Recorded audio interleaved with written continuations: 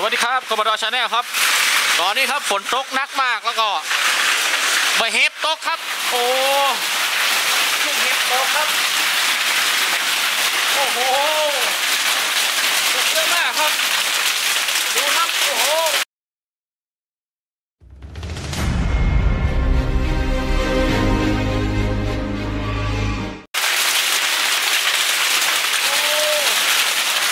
ลูกเห็บตกเยอะมากครับโอ้โห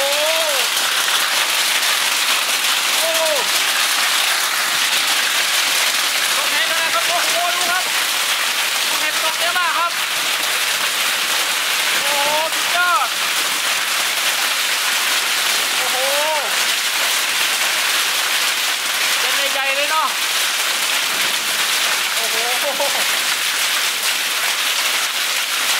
ผมตกมากำเดียวกับไฟดับอะแล้วก็ไปเฮฟตกมาครับเต็มไปหมดเลยครับ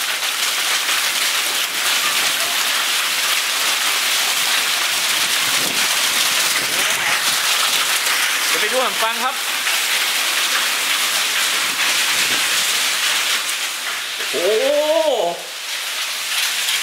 ลูกเห็บตกเยอะมากเลยครับตายแล้วหลังคาเจ้านายผมจะรอดก็นี่กำลังเปลี่ยนใหม่ซ้ำบ้างเห็นนะครับโอ้วันนี้ก็คงไม่ได้ถ่ายคลิปมาดูหรอกครับฝนตกไฟดับไม่ได้ถ่ายที่มันหานะถ่ายคลิปลูกเห็บตกมาดูครับมาเห็บตกครับสุดยอดครับนี่ผมจะเก็บใส่ถ้วยเลยนะไปทำน้ำแข็งใส่ด้วยเหรอนี่ครับโอ้เดี๋ยวไปดูตั้งพูดดีกว่าครับโอ้เสียงดังมากครับโอ้โหดูครับ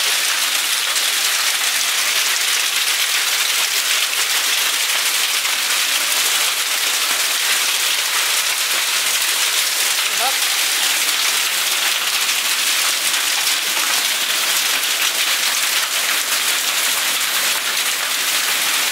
โอ้มันเริ่มจะไหม้แล้วครับ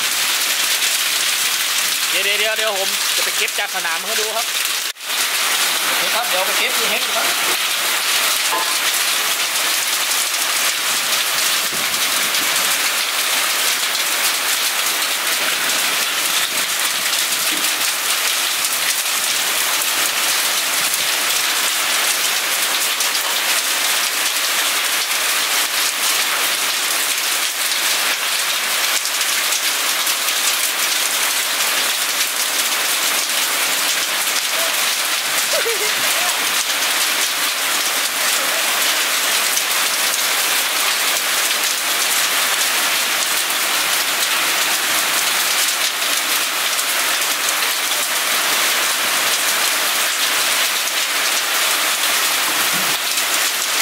ได้มาแล้วครับ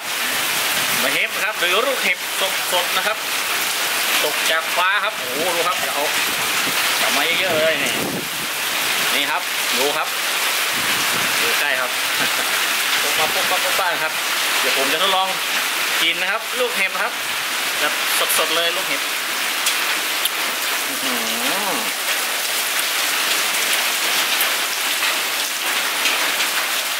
น้ำแข็งได้ดีนี่เองแต่ผมก็ซื้อได้เหมือนน่ะถ้ามันตรงมาอยากเก็บมากินนะครับท่านผู้ชมดูนี่ผมจัดป้าเอาทั้งหมดนู้นอีกก็เอาไปเรื่อยๆเลยนี่กินแล้วล่ะเป็นไงครับน้ำแข็งอ่ะน้ำแข็งนั่นแหละเอาใส่มือไว้ก่อนโอ้ดูนี่ครับแล้วดูบรรยากาศฝนตกแดดออกครับฝนตกแดดออกครับสวยงามมากครับ